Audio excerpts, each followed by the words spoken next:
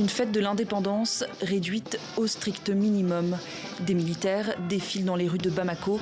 Si des festivités en grande pompe étaient bel et bien programmées, elles ont toutes été annulées en raison des dernières attaques survenues dans le nord du pays.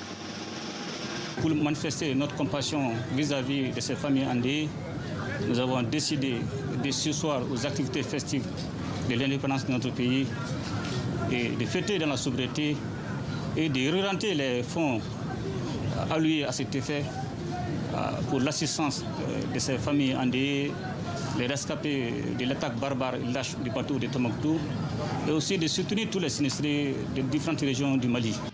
Le colonel Assimi Goïta s'exprimait pour la seconde fois publiquement depuis l'attaque sanglante le 7 septembre contre le bateau Tombouctou.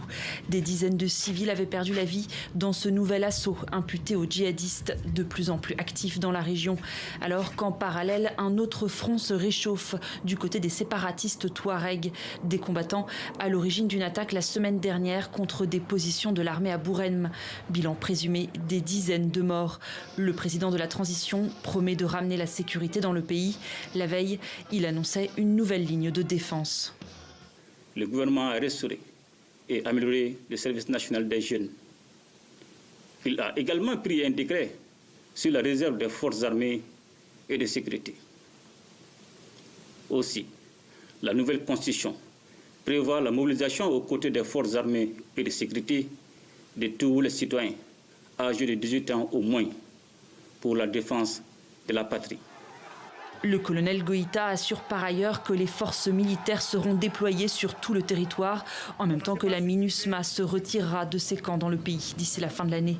Après la France en 2022, la mission de stabilisation de l'ONU fut récemment congédiée par le pouvoir de Bamako. Le vide laissé par les casques bleus attise les tensions. Les rebelles touaregs revendiquent le contrôle de certaines bases onusiennes, dont celle de Kidal, qu'ils considèrent comme leur fief.